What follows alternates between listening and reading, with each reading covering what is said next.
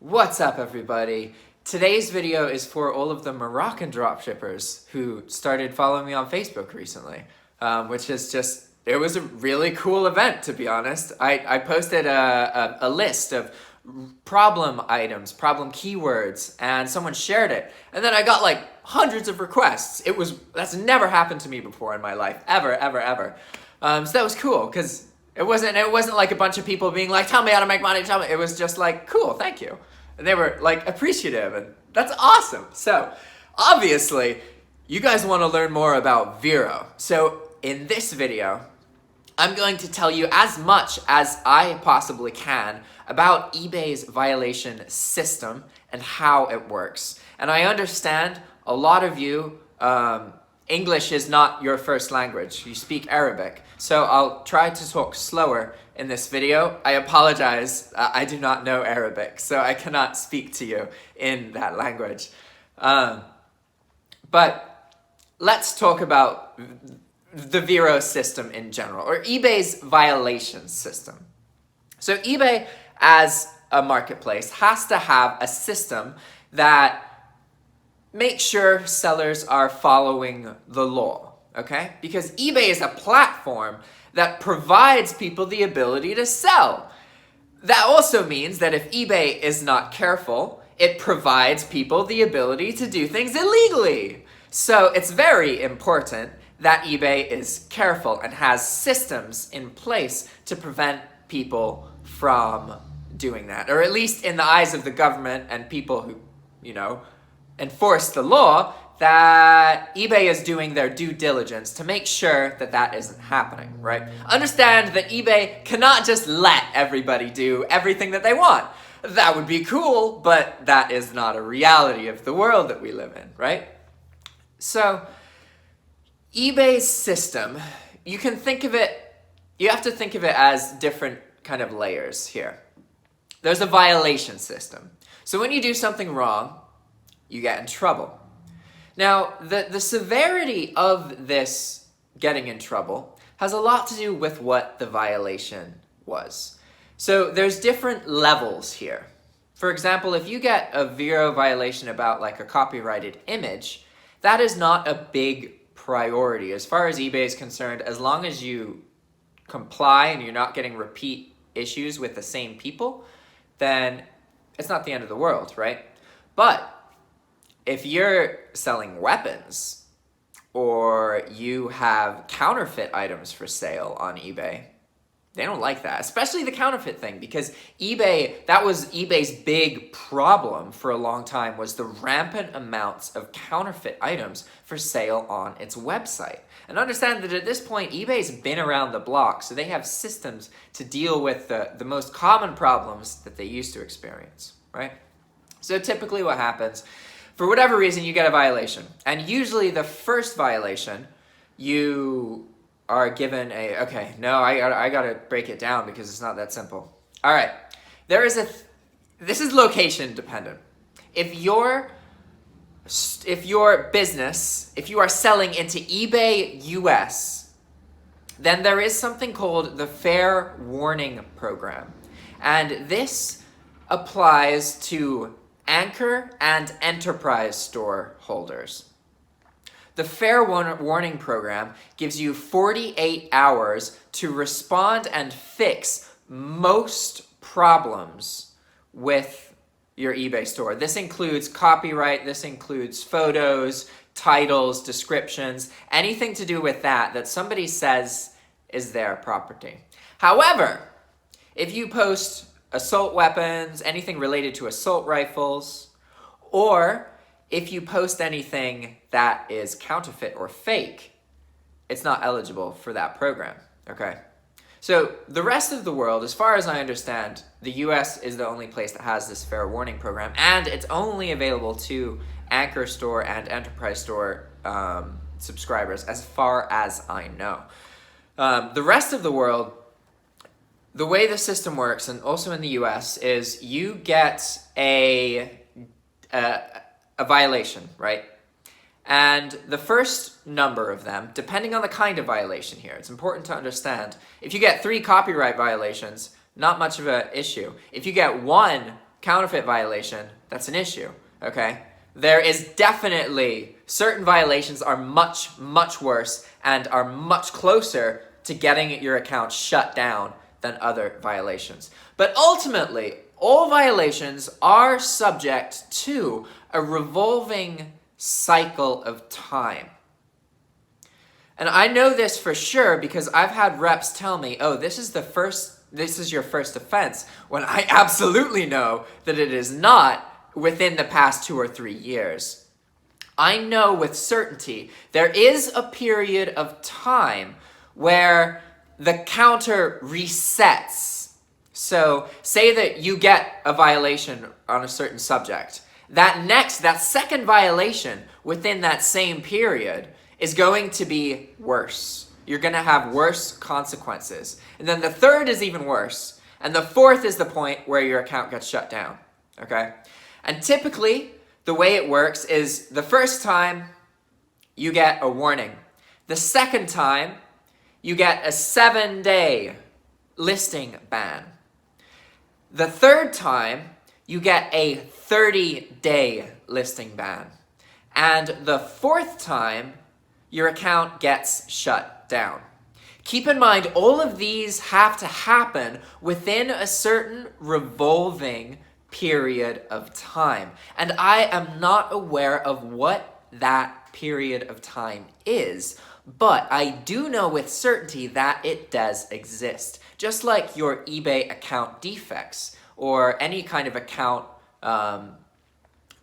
variable that eBay tracks, they look at it within periods of time. They never look at it as like, okay, how many times has this person canceled an order in 5 years? They look at it as, in the past 90 days, what is the rate that this person has done this? They look at everything in periods of time. And this is really important to understand because you are in a position where you can prevent account shutdowns related to this specific subject by being patient and putting off working on the account, which is actually kind of unusual. Like, if you get a 30-day ban, understand you are literally 1 moment away from losing your eBay account. The 30-day ban, if you experience that, you are right on the edge. So what you can do is actually just kind of stop everything and then give it time. And then start up again, and if you get in trouble for the same thing, instead of getting the account closure, because that period of time has passed, you're going to get the first thing, which is just a warning, right? And then 7-day, and then, and it's not necessarily that simple. There are some situations where you would get a 3-day ban, and what I'm telling you is a guideline for how the system works. These are all observations that I have based on my experience and other people's experiences with eBay. eBay won't share the system directly, so I don't know with certainty what it is, but I do know that there is a cycle. So if you are getting close to that edge, be aware that once that time passes, then you're going to be okay. But now let's talk a little bit about VERO and why it is exactly that it is so easy to get your account shut down. This part of the video will be relevant to anybody interested in eBay, regardless of if you are a dropshipper or not, and also regardless to wherever you are in the world. eBay's VERO program is not an efficient system, okay? And the reason that I say that it is not an efficient system is because it can be abused very easily by the VERO rights holder. A VERO rights holder has the ability, if they really know what they're doing, to shut accounts down as long as the account has items that the VERO rights holder can claim. So what they would do is, this would only work if you have 3 items of theirs for sale. But say that you have 3 items from something like GK Hair, bottles of shampoo, They're real from Walmart, right? What this person could technically do and almost insta-get you shut down with no repercussion, aside from actually getting an attorney involved and suing the rights holder, is that if you have 3 or more items available, all that they have to do is file a VERO report about one of the items, okay? And instead of claiming copyright infringement, all that they do is claim counterfeit infringement.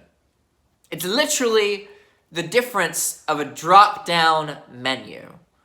Instead of claiming copyright, they click counterfeit.